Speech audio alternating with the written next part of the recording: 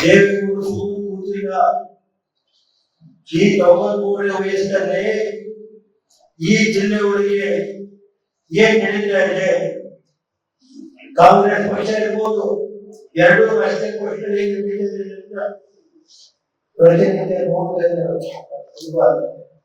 ದೇವೇಗೌಡರ ಅವರಿವತ್ತು 93 ಆದ್ರೂ ಇವತ್ತು ಅವರು ಇನ್ನೂ ಕುಂದಿಲ್ಲ. ಉದಾಹರಣೆ ಹೇಳಿದ್ರೆ ಮೊನ್ನೆ ಪ್ರಧಾನಮಂತ್ರಿಗಳು ಲೋಕಸಭಾ ಸದಸ್ಯರನ್ನು ಭೇಟಿ ಕರೆದರು, ಬಿಜೆಪಿ ಪಕ್ಷದ.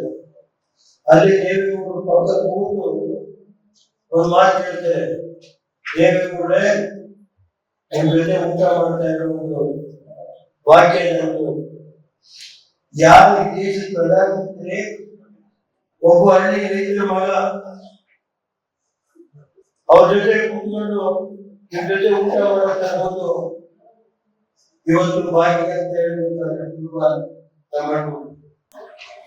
ಬೇಕು ಅಂತ ಹೇಳಿ ದೇವರ ಮೇಲೆ ಕೇಸ್ ಹಾಕ್ಬೇಕು, ಎಲೆಕ್ಷನ್ ಇದ್ದಾಗ ಏನ್ ಮಾಡಬೇಕು ಇವೆಲ್ಲ ಮಾಡಿದ್ರು. ನನ್ನ ತಂದೆ ಕಣ್ಣೀರು ತಾಯಿ ಕಣ್ಣೀರು ಹಾಕಿದ್ರೆ ಅವ್ರ ತಂದೆ ತಾಯಿ ಎದುರುಗಡೆ ನಾಶ ಹೋದ್ರೆ ನನ್ನ ದೇವರು ತಂದೆ ತಾಯಿಯ ಕಣ್ಣೀರು ಹಾಕ್ತಾರಲ್ಲ, ಅದು ಆ ಶಾಪ ತಟ್ಟು ನಾನು ನೋಡಿದ್ದೀನಿ ನನ್ನ ರಾಜಕಾರಣದಲ್ಲಿ.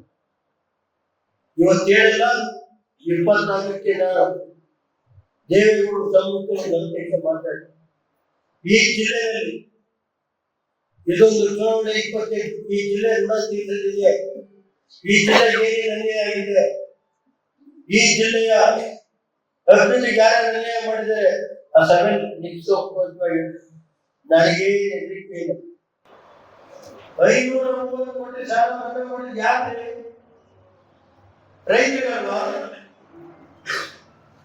ಇವತ್ತು ನ್ಯಾಷನಲ್ ಬ್ಯಾಂಕ್ ಆ ಜಿಲ್ಲೆಯಲ್ಲಿ 2,500 ಕೋಟಿ 2 ಲಕ್ಷ ನ್ಯಾಷನಲ್ ಬ್ಯಾಂಕ್ ಸಾಲ ಮನ್ನಾ ಮಾಡಲು ಕುಮಾರಣ್ಣ ಈ ಜಿಲ್ಲೆ ಒಂದರಲ್ಲಿ ಕುಮಾರಣ್ಣರೇ ಎಷ್ಟು ಕೆಲಸ ಮಾಡಿದ್ರು. ಇವತ್ತು ಉದಾಹರಣೆ ಹೇಳಿದ್ರೆ ನಾನು ಇಂಧನ ಮಂತ್ರಿಗೆ ಎಷ್ಟು ನೋಡಿ ಕಂಪ್ಲೀಟ್ 2,000 ಜನ ಆಗಿ ಒಂದು ಲೈಟ್ ಇಳಿಸ್ಕೊಟ್ಟೆ. 1 ಮನೆ ಇರ್ಬೋದು, 2 ಮನೆ ಇರ್ಬೋದು, 3 ಮನೆ ಇರ್ಬೋದು, ಅವ್ರಿಗೆ ಕಮ್ಮಿ ಕೊಟ್ಟು ಕೇಳಿ ಕುಮಾರಣ್ಣರೇ ಎಷ್ಟು ನೋಡಿ ಜವಾಬ್ದಾರಿ ಕೂತವ್ರೆ. ಇವತ್ತು ಈ ಜಿಲ್ಲೆ ಒಳಗೆ ಶಿಕ್ಷಣ ಕೊಟ್ಟರು ಯಾರು?